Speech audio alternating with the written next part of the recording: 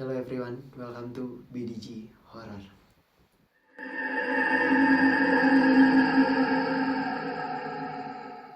Jadi buat BDG Horror kali ini, aku bakal nyeritain hantu-hantu legendaris Indonesia atau hantu-hantu legendaris daerah-daerah Indonesia.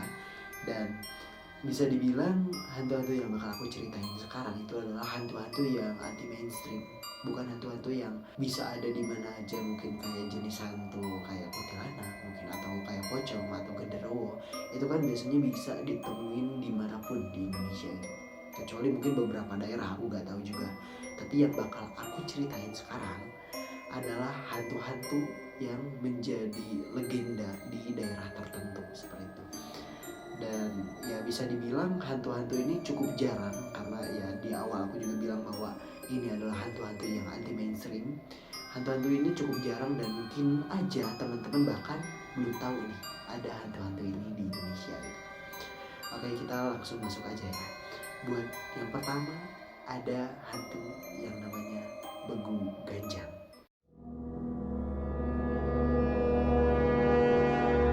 Hantu Begu Ganjang ini berasal dari daerah Sumatera Utara, dimana kalau secara bahasa begu itu adalah artinya roh atau hantu, dan ganjang artinya panjang. Bisa dibilang hantu panjang karena konon katanya ketika kita bisa melihat hantu Begu Ganjang ini, dia akan terlihat semakin memanjang dan semakin memanjang seperti itu. Kenapa dinamakan hantu Begu Ganjang?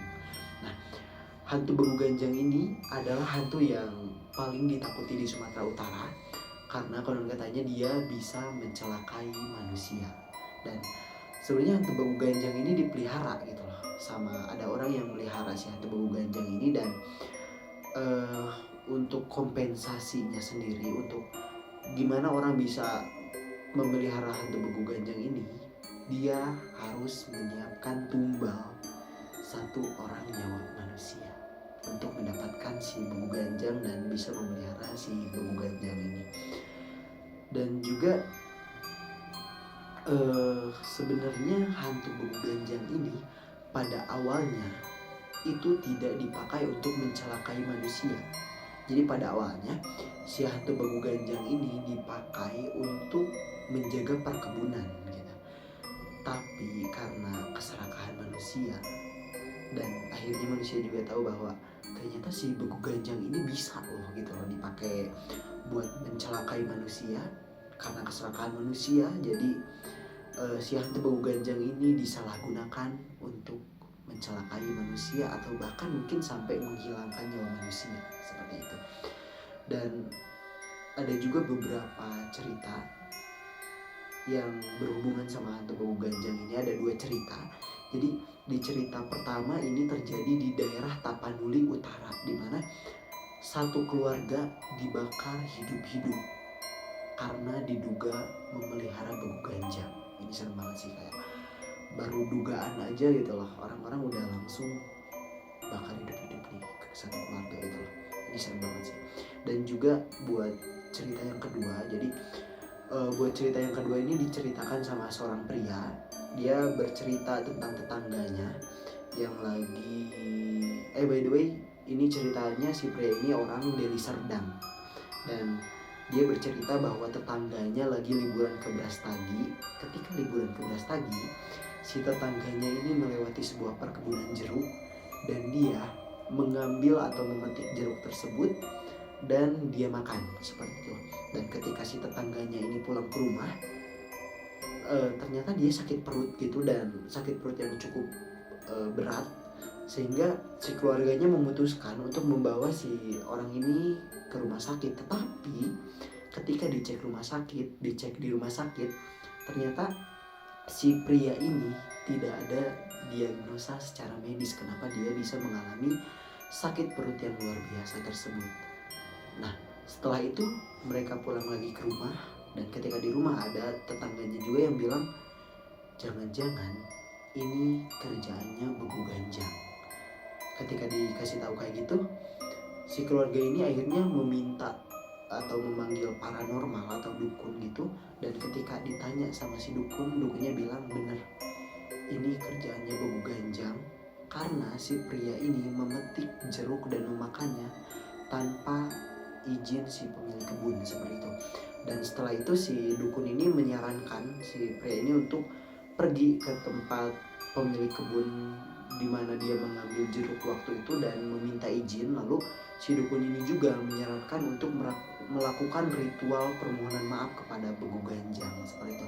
Tapi permohonan maaf kepada pemilik, permohonan maaf kepada si Begu Ganjang ini dengan cara ritual, ternyata gak bisa mengubah apapun. Dan pada akhirnya si pria ini meninggal dunia.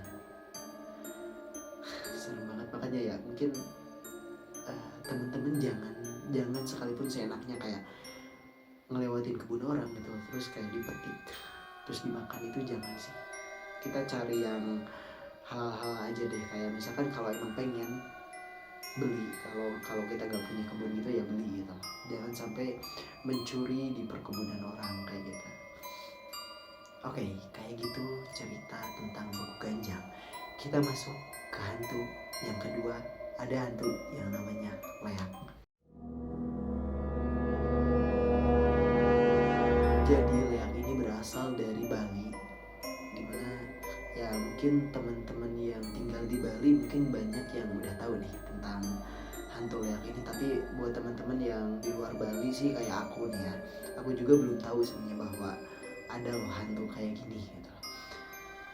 Tapi ada orang yang bilang bahwa Leak ini sebenarnya bukan hantu. Dia itu sebenarnya orang yang memakai ilmu hitam atau menimba ilmu hitam dan sudah mencapai level tinggi di tingkatan ilmu hitamnya, seperti itu. Dan dalam mitologi Bali dikatakan bahwa Leak ini adalah seorang penyihir jahat, di mana ketika siang hari dia berwujud seperti umumnya manusia, tetapi ketika malam hari dia berubah menjadi Leak dan dia berada di pekuburan biasanya untuk mengambil organ-organ manusia.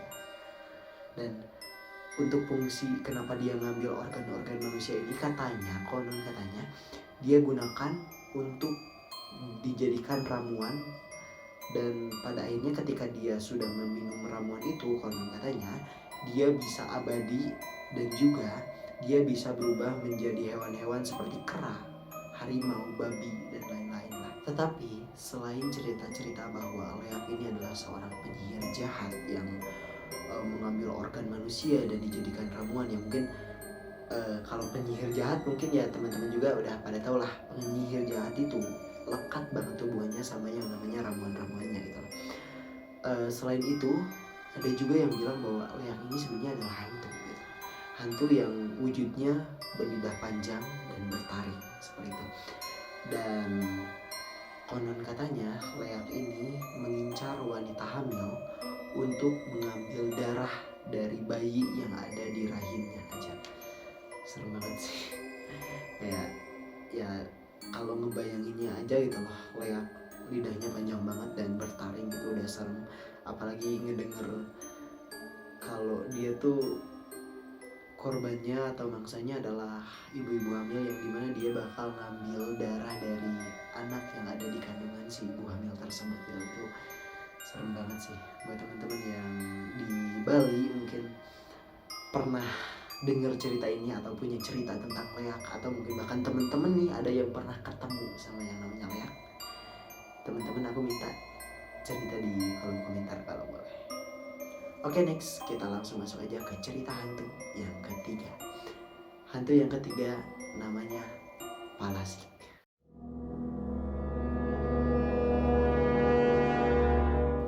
Palasik atau Plesit adalah hantu yang berasal dari daerah Sumatera Barat, Minangkabau. Hantu ini sangat ditakuti oleh ibu-ibu di Minangkabau karena konon katanya si Palasik ini selalu mengincar balita atau bayi yang masih ada di rahim ibunya, atau juga bayi yang sudah meninggal dan sudah dikubur. Jadi sebenarnya Palasik ini ada 3 jenis guys. Jadi kayak ada yang ngincarnya balita, ada yang ngincarnya bayi yang masih ada di rahim ibunya, dan ada juga yang mengincar bayi yang sudah mati, seperti itu.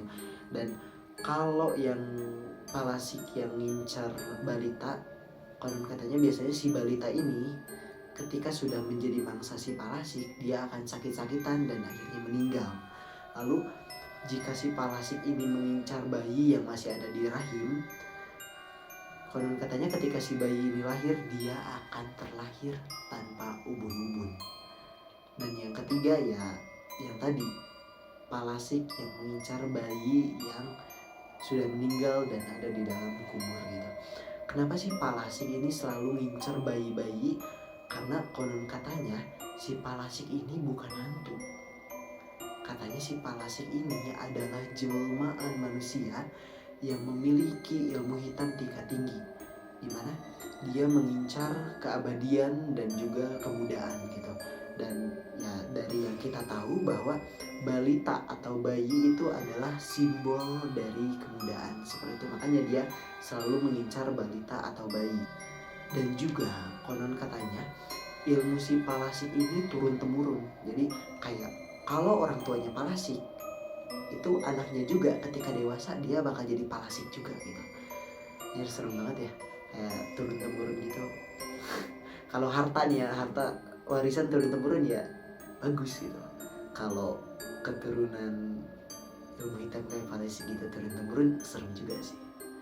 Kalau mungkin teman-teman yang tinggal di daerah Sumatera Barat atau Minangkabau dan teman-teman yang mungkin pernah nih waktu kecil ditakut-takutin jangan keluar rumah, nanti kamu dimakan Palasik atau apapun itu, teman-teman yang punya pengalaman tentang Palasik bisa banget teman-teman isi aja di kolom komentar, karena aku pengen banget denger cerita dari teman-teman semua gitu.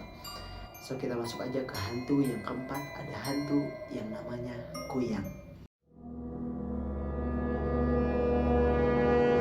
Hantu Kuyang ini berasal dari daerah Kalimantan. Kalau aku sih bisa bilang hantu Kuyang ini ya, dibandingin sama hantu-hantu yang sebelumnya kayak Leak, terus Begu Ganjang ataupun Palasik, ini mungkin teman-teman meskipun bukan orang daerah Kalimantan, mungkin teman-teman bakal agak familiar lah sama hantu ini, karena ya bisa dibilang hantu ini cukup populer juga sih gitu, meskipun di daerah Jawa ya. Terus juga aku bisa bilang sih dibanding hantu-hantu di Indonesia, hantu Kuyang ini adalah hantu yang paling menakutkan menurutku, karena ya buat bentuk tubuhnya sendiri, hantu Kuyang ini berbentuk kepala manusia, bentuknya kepala manusia wanita, dan si kepala ini nyambung sama organ-organ tubuh gitu, dan tanpa ditutupi kulit, tanpa ditutupi tubuh, jadi kepala doang terus organ-organ tubuh, udah segitu bentuknya. Dan yang lebih seremnya lagi, si Kuyang ini bisa terbang atau melayang gitu. Tapi ada juga yang bilang bahwa Kuyang ini sebenarnya bukan hantu. Sebenarnya Kuyang ini adalah manusia yang ya kayak Palasik dan Leak tadi, dia adalah manusia yang memiliki ilmu hitam tingkat tinggi, dimana dia konon katanya dia mengincar atau menginginkan keabadian.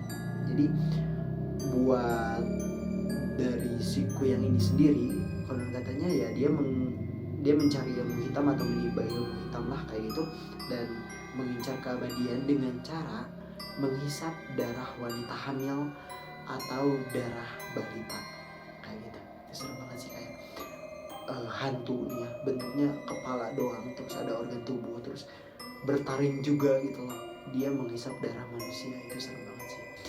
Kalau teman-teman gimana nih, teman-teman orang Kalimantan, apakah tahu nih tentang Kuyang, atau mungkin bahkan teman-teman pernah ketemu sama namanya Kuyang? Teman-teman bisa isi aja di kolom komentar ya. Oke, next kita lanjut ke hantu yang berikutnya. Hantu yang kelima, ada hantu yang namanya Lampor. Hantu Lampor ini berasal dari daerah Jawa Timur. Mungkin teman-teman juga beberapa bulan ke belakang mungkin sempat nonton juga di TikTok tuh ada yang viral keranda terbang. Itu konon katanya disebabkan oleh Lampor ini sendiri. Tapi teman-temanku nih bilang sama aku bahwa si Lampor itu adalah ya si kerandanya. Kalau menurutku sih bukan. Menurutku Lampor itu adalah hantu yang mengangkat si keranda tersebut gitu. Bisa aja kayak gitu kan. Dan kalau untuk bentuk dari Lampornya sendiri, ada yang bilang Lampor itu berbentuk bola api, Ada yang bilang lampor itu berbentuk bola cahaya, dan ada juga yang bilang bahwa lampor ini adalah bentuknya berasal dari kabut dan perlahan-lahan menjadi bentuk manusia seperti itu. Tapi ada juga yang bilang bahwa lampor ini adalah anak buah Nyi Blorong yang diperintahkan oleh Nyi Blorong untuk mencari selendangnya yang dicuri seperti itu. Dan untuk mencari selendang dari majikannya ini, konon katanya si lampor ini mengetuk pintu warga di daerah Jawa Timur. Ini serem banget sih. Ini serem banget, kayak aku gak tahu ini bener apa enggak, tapi ada juga yang bilang bahwa itu tuh cuma iseng-isengannya orang gitu loh, kayak teror lampor yang ngetuk-ngetuk pintu rumah orang itu katanya sih kerjaannya orang iseng aja gitu loh, kayak gitu. Tapi ya terlepas dari bener apa enggaknya itu kerjaannya si lampor, aku gak tahu sih, walau alam gitu loh. Tapi selain akhir-akhir ini juga lampor itu viral, dulu juga di tahun 1960-an si lampor ini sempat booming juga nih, karena dihubung-hubungkan dengan wabah penyakit. Dan konon katanya kenapa si lampor ini balik lagi booming lagi sekarang, karena ada wabah penyakit yang namanya COVID-19 ini gitu. Jadi dihubung-hubungkan sama lampor juga. Dan waktu dulu juga katanya ketika ada kemunculan lampor ini, itu juga terjadi wabah penyakit yang cukup besar di tahun 1960-an kayak gitu. Gimana? Ada temen yang dari daerah Jawa Timur dan mungkin sempet ngerasa diteror sama si lampor ini, atau mungkin punya cerita tentang si lampor ini, teman-teman isi aja di kolom komentar ya, karena aku pengen banget baca cerita dari teman-teman semua. Oke, next kita bakal lanjut ke hantu yang berikutnya. Hantu yang terakhir ini namanya hantu botol manci. Hantu botol manci ini mungkin teman-teman yang ada di daerah Jawa atau daerah-daerah lain ini belum pernah dengar gitu, atau ya masih sangat asing. Tapi buat warga Maluku, hantu botol manci ini adalah sebuah hantu yang cukup legendaris, dimana kayak hantu ini sering dihubungkan sama hilangnya bayi gitu, hilangnya bayi atau hilangnya anak di daerah Maluku sana. Dan buat bentuknya sendiri, hantu botol manci ini dia bentuknya kecil, tubuhnya kayak bayi gitu tapi berdiri tegak, dan dia memakai topi kerucut kayak kurcaci. Dan dia juga kenapa dinamakan botol manci, karena dia selalu membawa botol susu dan juga lentera. Jadi di dua tangannya, di satu tangan dia membawa botol susu, dan di tangan yang lain dia selalu membawa lentera gitu. Kalau hantunya kayak kurcaci, mungkin kayak apa ya, kayak kurcacinya Snow White gak sih? Tapi gak deh, kayaknya ini agak lebih serem sih kayaknya. Terus juga hantu botol manci ini selain bentuknya yang kayak bayi, konon katanya perilakunya juga bukan bayi. Selain bentuknya yang kayak anak kecil, konon katanya perilakunya juga kayak anak kecil gitu. Kenapa dibilang bahwa hantu botol manci ini selalu dihubung-hubungkan dengan hilangnya anak di daerah Maluku? Karena konon katanya ketika anak hilang di daerah Maluku itu diajak main sama si botol manci ini, dan pada akhirnya si anak ini pergi dari rumah main sama si botol manci, lalu lama kelamaan si anak ini hilang dibawa sama si botol manci itu. Dan juga meskipun berbadan yang kecil, berbadan yang kayak balita gitu, sebenarnya si botol manci ini memiliki kekuatan yang cukup besar untuk mempertahankan dirinya. Karena ada nih mitos yang bilang bahwa kalau kita bisa ngambil topinya si botol manci, topi kerucutnya itu bisa kita ambil, konon katanya kita bisa dapat semua keinginan yang kita mau gitu.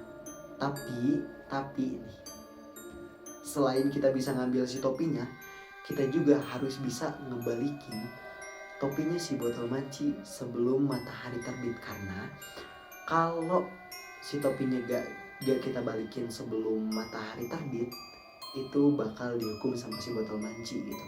Jangankan si permintaannya terkabulkan, kalau kita gak bisa balikin si topinya si botol manci ini, kita bakal dihukum sama si botol manci. Dan buat hukumannya, orang tersebut bakal digelitikin sama si botol manci, tapi digelitikin sampai meninggal. Bayangin gitu loh, kayak ketawa-tawa gitu loh. Digelitikin kan emang pasti ketawa-tawa gitu, terus mungkin kayak pengen pipis. Kenapa sih aku bayanginnya pengen pipis ya? Ya kayak gitulah, digelitikin gitu, ketawa-tawa gitu, tapi sampai mati gitu, sampai meninggal. Ya beda cerita gitu. Serem banget ya. So buat teman-teman, ada yang orang Maluku di sini, viewers kita, mungkin buat teman-teman yang punya cerita tentang botol manci, atau mungkin teman-teman pernah ketemu sama yang namanya hantu botol manci ini, teman-teman bisa isi aja di kolom komentar ceritanya, karena aku pengen baca cerita dari teman-teman semua. Oke, mungkin segitu aja buat cerita hantu-hantu daerah atau hantu-hantu legendaris di daerah-daerah Indonesia. So mungkin ada nih beberapa hantu yang belum aku ceritain di sini, dan teman-teman punya rekomendasi biar aku ceritain, teman-teman isi aja di kolom komentar, karena kita bakal baca komentar dari teman-teman, dan mungkin next time kita bakal lakuin apa yang teman-teman minta. Misalkan teman-teman nih nge-request kita ngebahas hantu apa, atau kita ngebahas tentang horor apa gitu, insya Allah bakal kita lakuin kalau kita bisa gitu. Ya mungkin segitu aja buat video kali ini. Thank you banget buat teman-teman semua yang udah stay dari awal sampai akhir. So ditunggu aja video berikutnya dari BDG Project, and don't forget for like, comment, and subscribe. Bye.